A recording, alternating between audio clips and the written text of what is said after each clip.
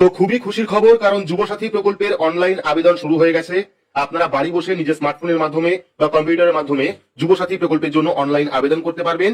এখন কিন্তু আর ক্যাম্পে যাওয়ার প্রয়োজন পড়বে না। দেখতে পাচ্ছেন বাংলা যুবসাথী প্রকল্প অ্যাপ্লাই অনলাইন এবং চেক স্ট্যাটাসের অপশন রয়েছে, অর্থাৎ অনলাইনেই আপনারা যুবসাথী প্রকল্পের ফর্ম জমা করতে পারবেন, পাশাপাশি এখান থেকে আপনারা স্ট্যাটাস চেক করতে পারবেন।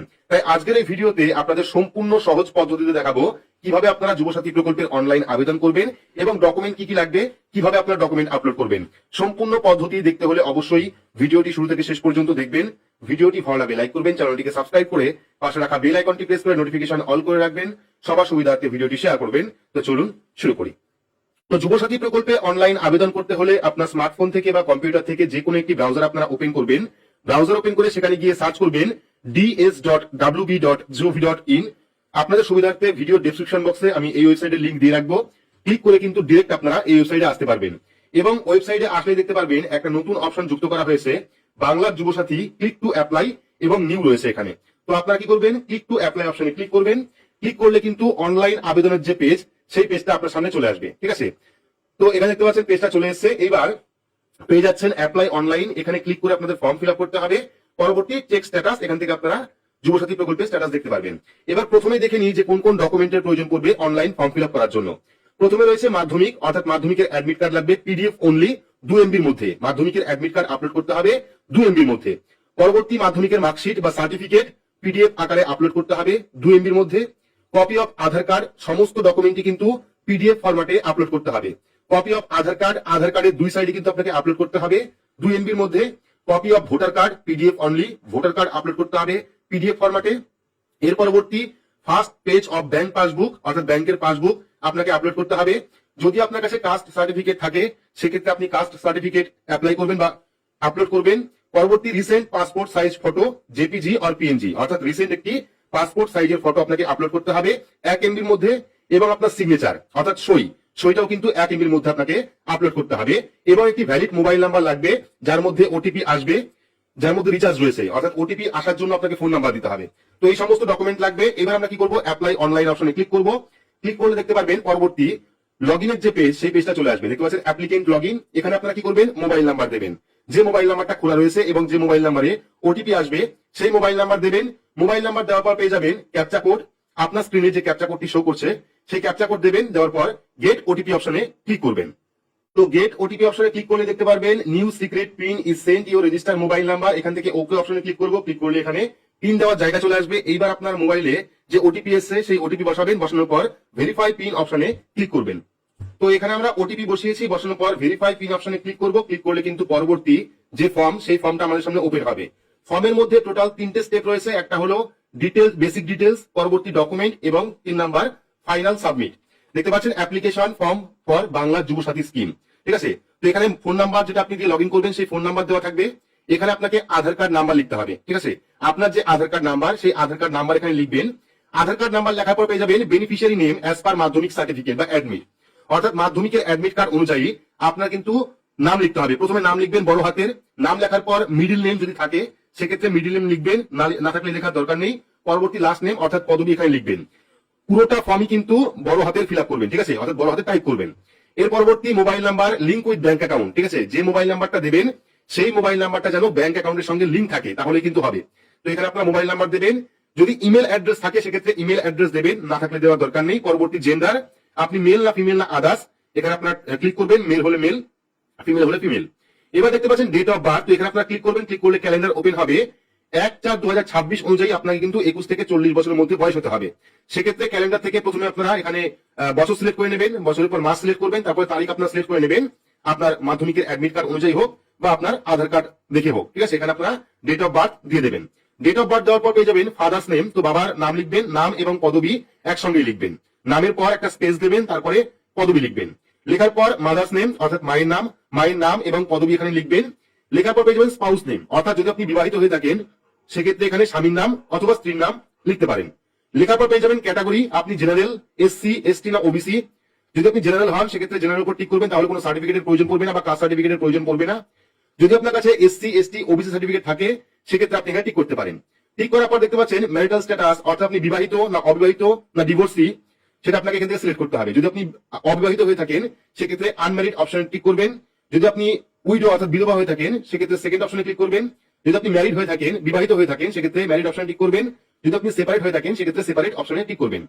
ক্লিক করার পর পেয়ে যাবেন কন্ট্যাক্ট ডিটেলস। কন্ট্যাক্ট ডিটেলস এর প্রথমে রয়েছে হাউস নাম্বার। তো হাউস নাম্বার কিন্তু ভোটার লিস্টে যেখানে আপনার নাম রয়েছে অথবা আপনার পরিবারের কোন সদস্য নাম রয়েছে সেই লিস্টেই কিন্তু আপনারা বাড়ির নাম্বারটা পেয়ে যাবেন। সেক্ষেত্রে বাড়ির নাম্বার লিখে দেবেন। বাড়ির নাম্বার লেখার পর পেয়ে যাবেন ভিলেজ, টাউন বা সিটি, এখানে আপনার সম্পূর্ণ বাড়ির ঠিকানা লিখবেন। লেখার পর পেয়ে যাবেন পোস্ট অফিস, আপনার পোস্ট অফিস কোনটা সেই পোস্ট অফিসের নাম লিখবেন অথবা ঠিকানা লিখবেন। লেখার পর ডিস্ট্রিক্ট, এখান থেকে আপনার জেলা সিলেক্ট করবেন, আপনার কোন জেলা। জেলার পর পেয়ে যাবেন এরিয়া, ব্লক না মিউনিসিপ্যালিটি। যদি আপনি পঞ্চায়েত এলাকার বাসিন্দা হন সেক্ষেত্রে ব্লক সিলেক্ট করবেন।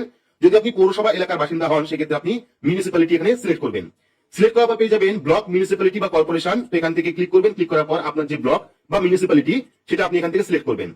ব্লক বা মিউনিসিপ্যালিটি সিলেক্ট করার পর পেয়ে যাবেন পুলিশ স্টেশন, আপনার থানা কোনটা সেই থানা আপনি সিলেক্ট করবেন। সিলেক্ট করার পর জিপি বা ওয়ার্ড নাম্বার, এখান থেকে আপনার গ্রাম পঞ্চায়েত বা ওয়ার্ড নাম্বার সিলেক্ট করবেন। সিলেক্ট করার পর পেয়ে যাবেন পিনকোড, আপনার এলাকার যে পিনকোড সেই পিনকোড নাম্বার এখানে দেবেন। পিনকোড নাম্বার দেওয়ার পর state automatically West Bengal select হবে এখানে। এরপরে পেয়ে যাবেন বোর্ড, অর্থাৎ আপনি মাধ্যমিক পরীক্ষা বা তার বেশি যে পরীক্ষা আপনি দিয়েছিলেন সেটা কোন বোর্ডে দিয়েছিলেন, মানে কোন বোর্ডের মাধ্যমে দিয়েছিলেন। তো এখান থেকে আপনারা বোর্ড সিলেক্ট করবেন, আপনার কোন বোর্ড সেই বোর্ড আপনি সিলেক্ট করবেন। এরপরে আপনারা মাধ্যমিকের অ্যাডমিট কার্ড হোক বা মাধ্যমিকের মার্কশিট হোক সেখান থেকে দেখে প্রথমে আপনারা রোল দেবেন। রোল দেওয়ার পর নাম্বার দেবেন, তারপরে ইয়ার দেবেন। মাধ্যমিকের অ্যাডমিট কার্ড বা মার্কশিটে কিন্তু আপনারা সম্পূর্ণ ডিটেলস পেয়ে যাবেন। সেখান থেকে প্রথমে রোল, তারপরে নাম্বার, তারপরে ইয়ার, অর্থাৎ কত সালে আপনি মাধ্যমিক পরীক্ষা দিয়েছিলেন সেটা আপনি এখানে বসিয়ে দেবেন। বসিয়ে দেওয়ার পর পরবর্তী পেয়ে যাবেন এডুকেশনাল কোয়ালিফিকেশন হাইয়েস্ট, অর্থাৎ মাধ্যমিকের পরে আপনি হাইয়েস্ট কত পর্যন্ত পড়াশোনা করেছেন। ঠিক আছে, যদি পড়াশোনা করে থাকেন সেক্ষেত্রে লিখবেন। লেখার পর প্রেজেন্ট অকুপেশন, অর্থাৎ বর্তমানে আপনি কোন কাজ করছেন। যেহেতু এটা বেকারদের জন্য সেক্ষেত্রে যদি আপনি ফর্ম ফিল আপ করেন তাহলে এখানে আপনি স্টুডেন্ট লিখতে পারেন অথবা আনএমপ্লয়েড লিখতে পারেন। ঠিক আছে, অর্থাৎ কোন রকম কাজ আপনি করছেন না, এই দুটো অপশন লিখতে পারেন অথবা নীল লিখতে পারেন। এই তিনটের মধ্যে যে কোনো একটা লিখে দেবেন। লিখে দেওয়ার পর পেয়ে যাবেন ব্যাংক অ্যাকাউন্ট ডিটেলস, আধার লিঙ্ক, অর্থাৎ আধার লিঙ্কে ব্যাংক অ্যাকাউন্ট নাম্বার ডিটেলস দিতে হবে। আমি আজকে কিন্তু আপনাদের বলেছিলাম যে ডিবিটির মাধ্যমে কিন্তু টাকা দেবে, সেক্ষেত্রে আপনার কোন ব্যাংক অ্যাকাউন্টের সঙ্গে আধার কার্ড লিঙ্ক রয়েছে সেই ব্যাংক অ্যাকাউন্ট নাম্বার দেবেন। তো ব্যাংক অ্যাকাউন্টের প্রথমে রয়েছে ব্যাংকের নাম, এখানে আপনারা ব্যাংকের নাম লিখবেন, আপনার কোন ব্যাংকে অ্যাকাউন্ট রয়েছে সেই ব্যাংকের নাম লিখবেন। লেখার পর ব্যাংকের ব্রাঞ্চ কোনটা সেই ব্যাংকের ব্রাঞ্চের নাম লিখবেন। লেখার পর পেয়ে যাবেন ব্যাংক অ্যাকাউন্ট নাম্বার, আপনার ব্যাংক অ্যাকাউন্ট নাম্বার লিখবেন এখানে। ব্যাংক অ্যাকাউন্ট নাম্বার লেখার পর পেয়ে যাবেন আইএফএসসি কোড, আপনারা ব্যাংকের আইএফএসসি কোড নাম্বারটা লিখে দেবেন। ব্যাংকের আইএফএসসি কোড আপনারা চেকবুকের পাতায় পেয়ে যাবেন অথবা আপনারা ব্যাংকের পাসবুকের প্রথম পাতায় পেয়ে যাবেন। সমস্ত ডিটেলস এখান থেকে লিখে দেবেন। লিখে দেওয়ার পর দেখতে পাচ্ছেন এখানে একটা অপশন রয়েছে, যদি আপনি বর্তমানে সরকারি কোনো সহায়তা পেয়ে থাকেন, যেমন লক্ষ্মীর ভান্ডার প্রকল্প, বিভিন্ন সামাজিক প্রকল্প, কৃষক বন্ধু প্রকল্প, বিধবা ভাতা প্রকল্প, এই সমস্ত প্রকল্পের টাকা যদি পেয়ে থাকেন সেক্ষেত্রে আপনাকে ইয়েস করতে হবে। আর যদি এই সমস্ত প্রকল্পের টাকা আপনি না পেয়ে থাকেন সেক্ষেত্রে নো করতে হবে।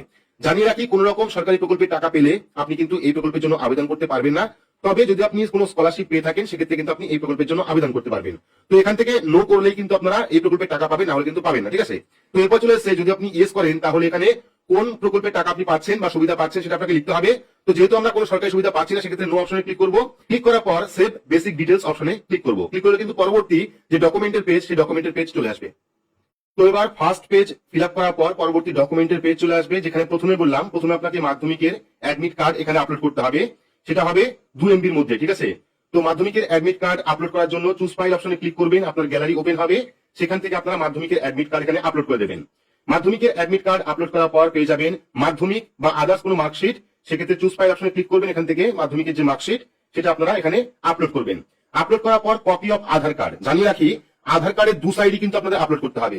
সেক্ষেত্রে পিডিএফ আকারে আপনারা আধার কার্ডটি আপলোড করবেন। আপলোড করার জন্য চুজ ফাইল অপশনে ক্লিক করবেন, আপনার গ্যালারি ওপেন হবে, সেখান থেকে আপনারা আধার কার্ডের যে কপি সেটা আপনারা আপলোড করবেন। আপলোড করার পর পেয়ে যাবেন কপি অফ ভোটার কার্ড। ঠিক আছে, তো এখানে আপনাদের ভোটার কার্ডও কিন্তু এখানে আপলোড করতে হবে। ঠিক আছে, সেক্ষেত্রে চুজ ফাইল অপশনে ক্লিক করবেন, গ্যালারি ওপেন হবে, সেখান থেকে আপনার ভোটার কার্ড এখানে আপলোড করে দেবেন। এর পরবর্তী first page of bank passbook, ব্যাংকের পাসবুকের প্রথম পাতা কপি এখানে আপলোড করতে হবে। তার জন্য চুজ ফাইল অপশনে ক্লিক করবেন, গ্যালারি থেকে আপনার ব্যাংকের পাসবুকের প্রথম পাতা এখানে আপলোড করে দেবেন। আপলোড করার পর যদি আপনার কাছে কাস্ট সার্টিফিকেট থাকে সেক্ষেত্রে এখানে আপলোড করতে পারেন, এখানে কিন্তু স্টার মার্ক দেওয়া নেই, আপলোড করলেও চলবে না করলেও চলবে। তো এবার ডকুমেন্ট তো আপনি আপলোড করবেন, সেই ডকুমেন্ট অরিজিনাল আপলোড করবেন নাকি জেরক্স কপি আপলোড করবেন। তো এখানে কিন্তু গাইডলাইনে বলা হয়েছে যেখানে মাধ্যমিকের যে অ্যাডমিট কার্ড সেটা আপনাকে অরিজিনাল আপলোড করতে হবে পিডিএফ আকারে। পরবর্তী মাধ্যমিকের যে মার্কশিট সেই মার্কশিটে কিন্তু অরিজিনাল আপলোড করতে হবে পিডিএফ আকারে। এর পরবর্তী দেখতে পাচ্ছেন কপি অফ আধার কার্ড, এখানে কিন্তু বলা হয়েছে কপি অফ আধার কার্ড অর্থাৎ আধার কার্ডের জেরক্স কপি 2 সাইডে 1 পৃষ্ঠার মধ্যে জেরক্স করবেন, নিচে সই করবেন, সেই কপি পিডিএফ আকারে আপলোড করবেন, জেরক্স কপি নিচে সই থাকতে হবে। পরবর্তী ভোটার কার্ড কিন্তু বলেছে কপি অফ ভোটার কার্ডের জেরক্স আপলোড করতে হবে। যে কটা ডকুমেন্ট আপনি জেরক্স আপলোড করবেন প্রত্যেকটা ডকুমেন্টের নিজের সই থাকতে হবে। ঠিক আছে, তো 2 সাইড ভোটার কার্ডের 2 সাইডে কিন্তু আপলোড করতে হবে। পরবর্তী ফার্স্ট পেজ অফ ব্যাংক পাসবুকের অরিজিনাল যে কপি রয়েছে আপনি ফটো তুলবেন, সেই ফটো এখানে আপলোড করবেন। পরবর্তী copy of SC ST OBC certificate, যদি কাস্ট সার্টিফিকেট থাকে তারও কিন্তু জেরক্স কপি আপলোড করতে হবে। রিসেন্ট পাসপোর্ট সাইজ ফটো আপনি আপলোড করবেন জেপিজি বা পিএনজি ফরম্যাটে, এবং সিগনেচারও কিন্তু আপনাকে জেপিজি অথবা পিএনজি ফরম্যাটে আপলোড করতে হবে। এর পরবর্তী রিসেন্ট পাসপোর্ট সাইজ ফটো, এখানে একটি রিসেন্ট পাসপোর্ট সাইজের ফটো আপলোড করতে হবে। ব্যাকগ্রাউন্ড চেষ্টা করবেন সাদা বা হালকা নীল যে ব্যাকগ্রাউন্ড থাকে সেই ব্যাকগ্রাউন্ডের ছবি আপলোড করার জন্য। পরবর্তী সিগনেচার অফ অ্যাপ্লিকেন্ট, আপনার একটি সিগনেচার এখানে আপলোড করতে হবে। একটি সাদা পৃষ্ঠায় আপনার সিগনেচার করবেন এবং সেটিকে পিডিএফ আকারে এখানে আপলোড করে দিবেন। চুজ ফাইল অপশনে ক্লিক করবেন, গ্যালারি ওপেন হবে, সেখান থেকে আপনার যে সিগনেচার বা সই সেটা আপনি আপলোড করবেন। আপলোড করার পর সেভ ডকুমেন্টস অপশনে ক্লিক করবেন। তো এখানে যাবতীয় ডকুমেন্ট আপলোড করার পর সেভ ডকুমেন্ট অপশনে ক্লিক করবেন, তাহলে কিন্তু ডকুমেন্টটা সেভ হয়ে যাবে। এবং ডকুমেন্ট সেভ হয়ে যাওয়ার পর পরবর্তী লাস্ট যে স্টেপ, সেই স্টেপ আপনার সামনে ওপেন হবে। তো সমস্ত ডকুমেন্ট আপলোড করলে কিন্তু পরবর্তী লাস্ট স্টেপ অর্থাৎ ফাইনাল সাবমিটের অপশন চলে আসবে, যেখানে কিন্তু আপনাকে কয়েকটি গুরুত্বপূর্ণ গাইডলাইন দেখাবে। তো এখান থেকে সেলফ ডিক্লারেশনে আপনি টার্মস এন্ড কন্ডিশনকে অ্যাকসেপ্ট করবেন। টার্মস এন্ড কন্ডিশন অ্যাকসেপ্ট করার পর ফাইনাল সাবমিট অপশনে ক্লিক করবেন, তাহলেই কিন্তু আপনার ফর্মটি সাবমিট হয়ে যাবে এবং সঙ্গে সঙ্গে আপনাকে একটি অ্যাকনলেজমেন্ট স্লিপ দিয়ে দেবে। তো এখানে যখনই আপনার ফর্মটি ফাইনাল সাবমিট হয়ে যাবে, ফাইনাল সাবমিট হয়ে গেলেই কিন্তু আপনি একটি অ্যাপ্লিকেশন নাম্বার পেয়ে যাবেন। এই যে অ্যাপ্লিকেশন নাম্বার, এই অ্যাপ্লিকেশন নাম্বার দিয়ে কিন্তু আপনি পরবর্তী সময় স্ট্যাটাস চেক করতে পারবেন। পাশাপাশি পাশে একটি অ্যাপ্লিকেশন ফর্ম ডাউনলোডের অপশন রয়েছে, অর্থাৎ আপনি যে ফর্মটি ফিল আপ করলেন প্রমাণ স্বরূপ কিন্তু আপনি এখান থেকে সেই অ্যাপ্লিকেশন ফর্মটা ডাউনলোড করে রাখতে পারেন। অ্যাপ্লিকেশন ফর্ম অপশনে ক্লিক করবেন, সঙ্গে সঙ্গে কিন্তু ডাউনলোড হয়ে যাবে। এবং এখানেও কিন্তু বলা রয়েছে after successful submission download the application form and the retain of the future reference, অর্থাৎ এটা কিন্তু আপনাকে ডাউনলোড করে রাখতে বলছে। তো এটা গেল ফর্ম ফিল আপ পদ্ধতি এবং ফর্ম সাবমিট পদ্ধতি। এবার ফর্ম সাবমিট করার পর বা আপনি যদি দুয়ারে সরকার ক্যাম্পে যুবসাথী প্রকল্পের ফর্ম জমা করে থাকেন, সেক্ষেত্রে আপনি অবশ্যই অ্যাকনলেজমেন্ট স্লিপে দুয়ারে সরকার রেজিস্ট্রেশন নাম্বার পেয়েছিলেন, এবং যদি আপনি অনলাইন থেকে আবেদন করেন সেক্ষেত্রেও অ্যাপ্লিকেশন নাম্বার আপনি পেয়েছেন। তো এবার কিন্তু আপনাদের সেই অ্যাপ্লিকেশন নাম্বার দিয়ে স্ট্যাটাস চেক করতে হবে। তো স্ট্যাটাস আপনারা কিভাবে চেক করবেন সেটা আমি দেখাচ্ছি। তো এবার যুবসাথী প্রকল্পের স্ট্যাটাস চেক করার জন্য আপনারা আবারও হোম পেজে চলে আসবেন। চলে আসার পর দেখতে পারবেন চেক স্ট্যাটাসের অপশন রয়েছে। এই চেক স্ট্যাটাস অপশনে ক্লিক করবেন, ক্লিক করলে কিন্তু লগইনের একটি পেজ আপনার সামনে চলে আসবে। এবার যে মোবাইল নাম্বার আপনি দিয়েছিলেন অনলাইন ফর্ম ফিল আপ করার সময় অথবা অফলাইন ফর্ম ফিল আপ করার সময়, সেই মোবাইল নাম্বার দিবেন। দেওয়ার পর যে ক্যাপচা কোড দেখতে পাবেন, সেই ক্যাপচা কোডটা ফিল করে গেট ওটিপি অপশনে ক্লিক করবেন। তো এখনো কিন্তু স্ট্যাটাস দেখার পেজটা ঠিকমতো কাজ করছে না। যখন আমি চেক স্ট্যাটাসে ক্লিক করছি তখন লগইনের অপশন আসছে, এবং লগইনে যখন আমরা ওটিপি দিচ্ছি তখন কিন্তু নতুন করে আবার ফর্ম ওপেন হচ্ছে। তো হয়তোবা শুধুমাত্র এটা অনলাইনের জন্য, অর্থাৎ অনলাইন দিয়ে যদি আপনি সেম ফোন নাম্বার দিয়ে রেজিস্ট্রেশন করেন সেক্ষেত্রে হয়তো সঙ্গে সঙ্গে স্ট্যাটাস দেখিয়ে দেবে। বাকি পরবর্তী সময় কোন আপডেট আসে অর্থাৎ স্ট্যাটাস চেক করা যায় কিনা সেটা আমি দেখাবো। বাকি সম্পূর্ণ ফর্ম ফিল আপ পদ্ধতি দেখালাম, কিভাবে আপনারা যুবসাথী প্রকল্পের অনলাইন ফর্ম ফিল আপ করবেন, ডকুমেন্ট কোন পদ্ধতিতে আপলোড করবেন, পাশাপাশি অ্যাপ্লিকেশন নাম্বার আপনারা কিভাবে পাবেন, ডিটেলস কিন্তু ভিডিওর মাধ্যমে দেখালাম। তো ভিডিওটি আপনাদের কেমন লাগলো অবশ্যই কমেন্ট বক্সে কমেন্ট করে জানাবেন। ভিডিওটি ভালো লাগলে লাইক করবেন, চ্যানেলটিকে সাবস্ক্রাইব করে পাশে রাখা বেল আইকনটি প্রেস করে নোটিফিকেশন অল করে রাখবেন। সবার সুবিধার্থে ভিডিওটি শেয়ার করবেন। তো আজকের মতো এইটুকুই, ধন্যবাদ।